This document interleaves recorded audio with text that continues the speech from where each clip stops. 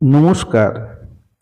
আমি এই ভিডিওতে বলবো ভারতে তথা কলকাতায় প্রথম হোমিওপ্যাথি চিকিৎসার প্রচলন কিভাবে শুরু হয়েছিল।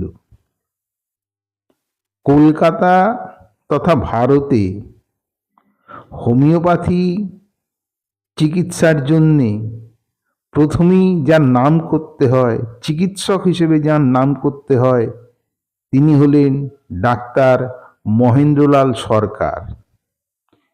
কিন্তু ডাক্তার মহেন্দ্রলাল সরকার হোমিওপ্যাথির শুরুটা করেননি। বস্তুত তিনি প্রথম দিকে ছিলেন হোমিওপ্যাথি চিকিৎসার ঘোর বিরোধী। হোমিওপ্যাথিরই তিনি ছিলেন ঘোর বিরোধী।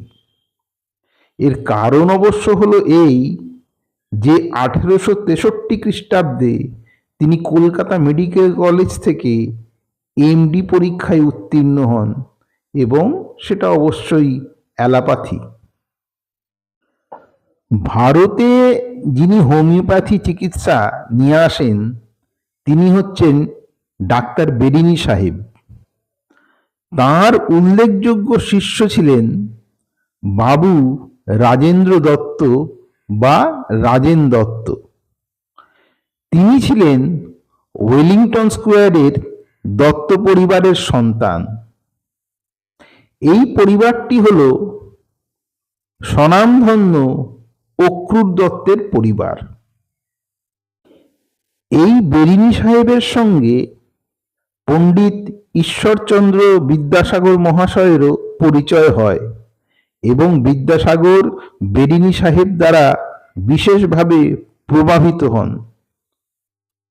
তিনি তাঁর শেষ জীবন আদিবাসীদের মধ্যে হোমিওপ্যাথি চিকিৎসা করে কাটান। সেই সঙ্গে উল্লেখযোগ্য তিনি হাঁপানির ওষুধও আবিষ্কার করেন।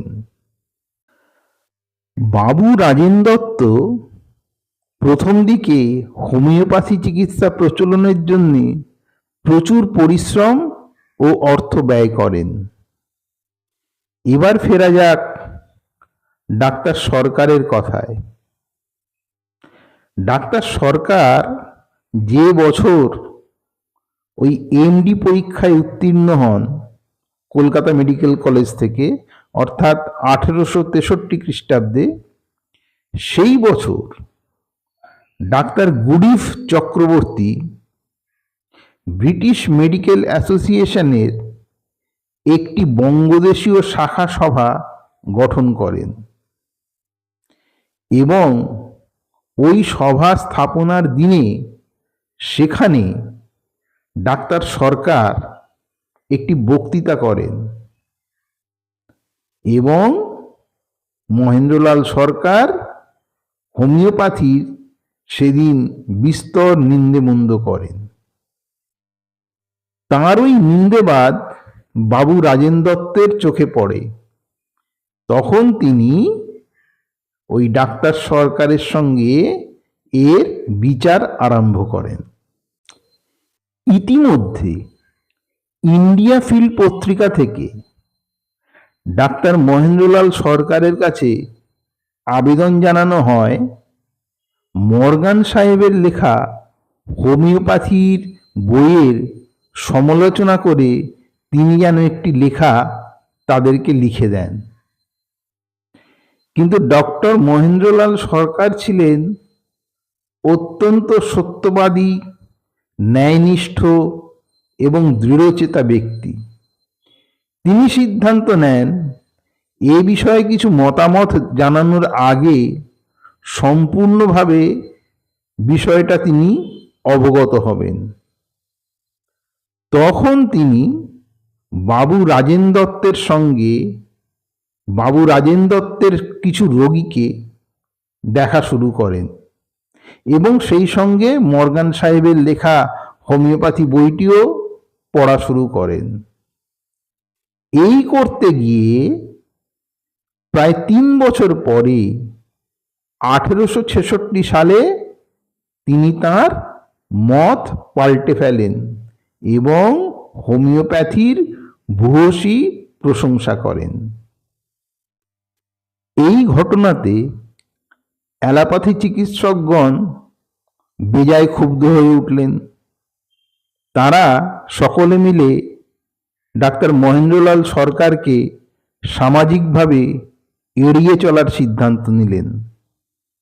আরও উল্লেখযোগ্য, তাকে মেডিকেল অ্যাসোসিয়েশন থেকে বহিষ্কার করা হলো।